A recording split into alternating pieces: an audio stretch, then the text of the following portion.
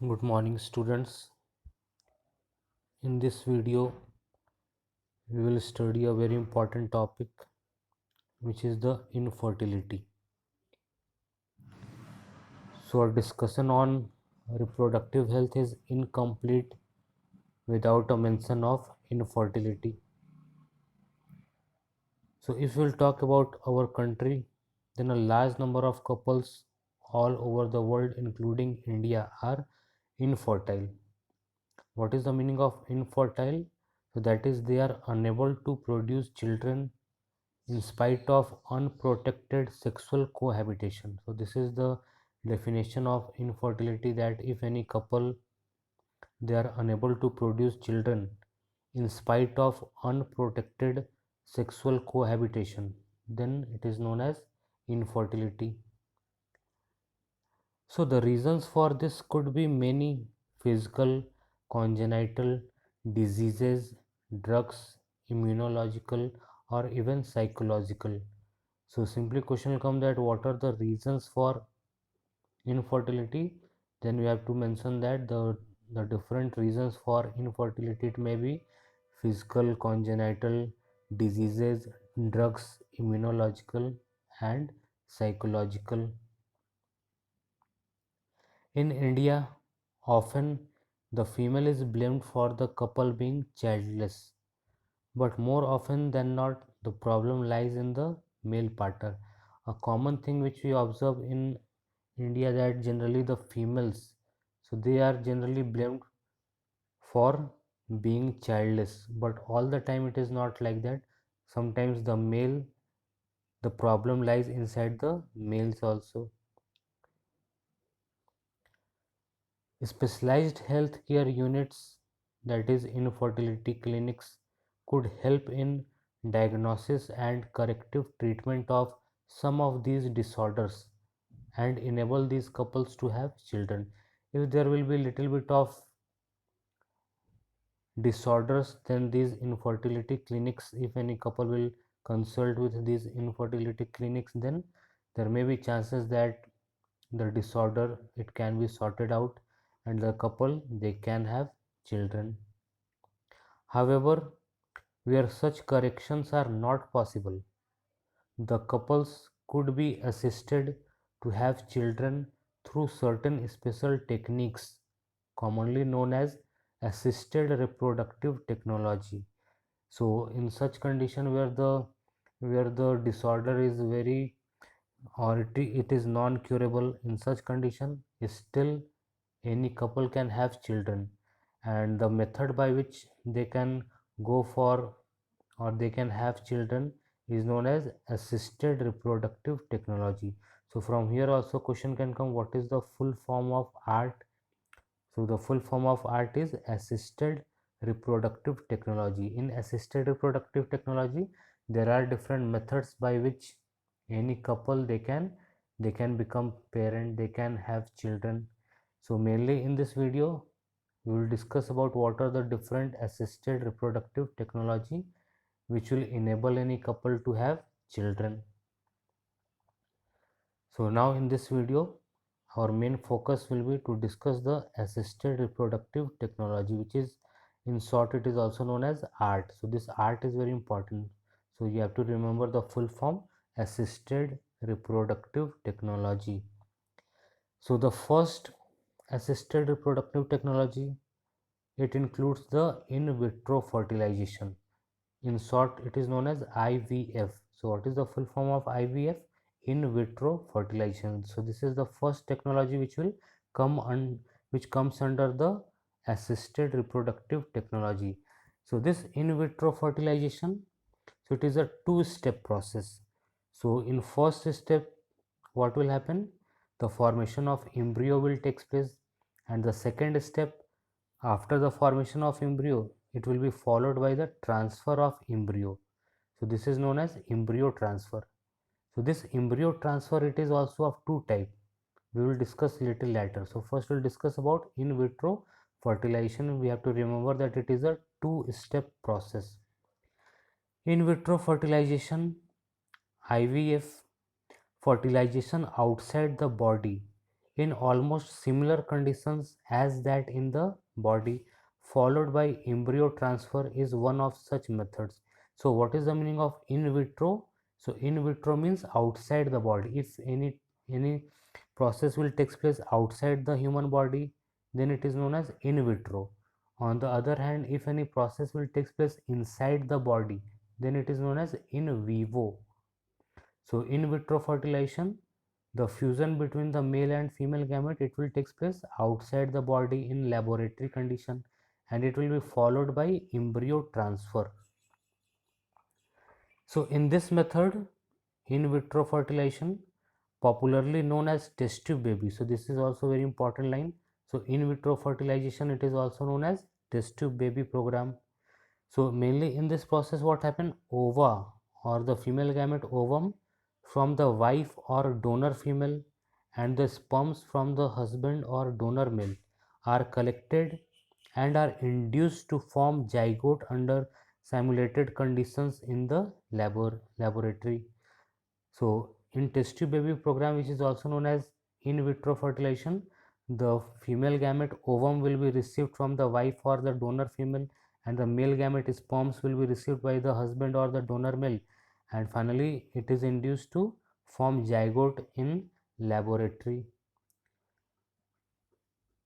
and this is known as in vitro fertilization. The zygote or early embryo. After the formation of zygote, now it's time to the second step of in vitro fertilization, which is the embryo transfer. So the zygote or early embryos with up to 8 blastomeres could then be transferred into the fallopian tube, and this process is known as GIFT, zygote intrafallopian tube transfer. So this is one method. After the formation of embryo up to the 8 blastomeres, we can transfer it directly into the fallopian tube of female, and this process is known as GIFT, Z-I-F-T. Sometimes full form comes in exam, that what is the full form of GIFT. So answer will be zygote intrafallopian tube transfer. So here you can see that the zygote up to 8 blastomeres directly it is transferred to the fallopian tube part of female reproductive system. Embryos with more than 8 blastomeres, they are placed into the uterus, and this is known as intrauterine transfer to complete its further development. So if the embryo will be of more than 8 blastomere, then it will be placed, that embryo it will be transferred directly to the uterus part of the female, and it is known as intrauterine transfer. So we have to remember that in vitro fertilization is commonly known as test tube baby program. It is a two-step process. The first step is the formation of embryo in laboratory, and second step is embryo transfer. And this embryo transfer, it is also of two type. First one is a GIFT, zygote intrafallopian tube transfer, in which the zygote it is transferred directly into the fallopian tube if it is of up to 8 blastomere. And the second step is a intrauterine transfer. If the zygote will be of more than 8 blastomeres, then it will be transferred to the uterus. So embryos formed by in vivo fertilization, fusion of gametes within the female, also could be used for such transfer to assist those females who cannot conceive. So in vivo fertilization, if the formation of embryo takes place inside the body of female, so from there also we can take out that embryo, and we can place that embryo in the female genital tract of another woman. So this is mainly done in such women in which the fertilization can take place, but the pregnancy cannot last in that woman. So in such condition, the embryo formed inside the body of female, it is taken out and it is placed in the uterus or fallopian tube of the another surrogate mother, which can survive that pregnancy. Now come to the second technique, which will come under the assisted reproductive technology, which will come under the ART, is the gamete intrafallopian transfer. So it is known as GIFT. So sometimes full form will ask what is the full form of GIFT? Gamete intrafallopian tube transfer.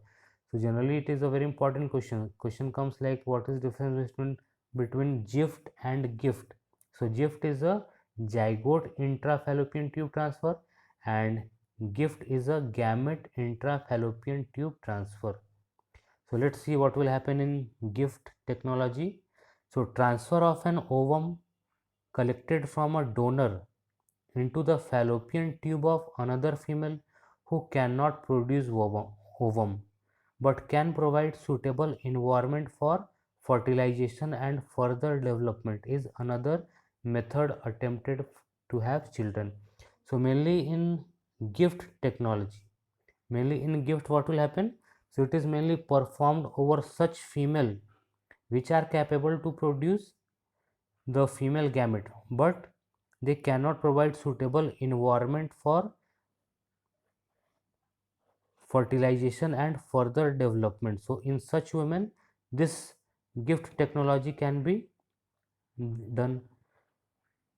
So this gift technique, it is done over that female which can produce the female gamete, but the body of that female, it is not suitable for fertilization and further development. So in this technique, what will happen? The gamete of that woman, it is taken out, and finally it is transferred to the fallopian tube of the surrogate mother or the another woman. So this technology is known as gift. Now come to the another method which will come under assisted reproductive technology is the intracytoplasmic sperm injection, and in short it is known as ICSI. So this full form is also important. So what is the full form of ICSI? Intracytoplasmic sperm injection. So as the name suggests, intracytoplasmic sperm injection. So sperms, they will be injected directly into the ovum. So let's see what will happen in ICSI. So it is another specialized procedure to form an embryo in the laboratory in which a sperm is directly injected into the ovum. So here you can see that in those male who will not ejaculate that much amount of sperm so that it can fertilize with the ovum. So if the sperm count of any male will be less, and due to this reason they are not able to produce children, so in such condition ICSI is a technique by which they can overcome this problem. So in ICSI, that sperm is taken out from the husband or that donor male, and it is directly injected into the cytoplasm of the ovum so that it will ensure 100% process of fertilization. So this technique is known as ICSI. Now come to the another technique which will come under assisted reproductive technology is the artificial insemination. So in artificial insemination technique, what will happen? So it is mainly done over such infertile cases, either due to inability of the male partner to inseminate the female or due to very low sperm counts in the ejaculates, could be corrected by artificial insemination technique. So this is very important. So for which couples this artificial insemination technique is? So the infertility cases, either due to the inability of the male partner to inseminate the female or due to very low sperm count of any male. So in such condition, this problem can be overcome by artificial insemination technique. So in this technique, the semen collected either from the husband or the healthy donor is artificially introduced either into the vagina or into the uterus of the female. If that gamete, if that sperm, they will be introduced into the uterus, then it is known as intrauterine insemination. So sometimes question will come from here also, what is the full form of IUI? So it is intrauterine insemination, the condition in which the sperms, they will directly introduced into the uterus of female. So this technique is known as artificial insemination. So in artificial insemination, the sperm from healthy donor or male, it is directly introduced into the either vagina or into the uterus. So this technique is known as artificial insemination. So though options are many, all these techniques require extremely high precision handling by specialized professionals, and expensive instrumentation is required for this assisted reproductive technology. So therefore these facilities are presently available only in very few centers in the country. Obviously their benefits is affordable to only a limited number of people. Emotional, religious and social factors are also deterrents in the adoption of these methods. Since the ultimate aim of all these procedures is to have children, in India we have so many orphaned and destitute children who would probably not survive till maturity unless taken care of. So the ultimate aim of these all these techniques are to have children, to become parent.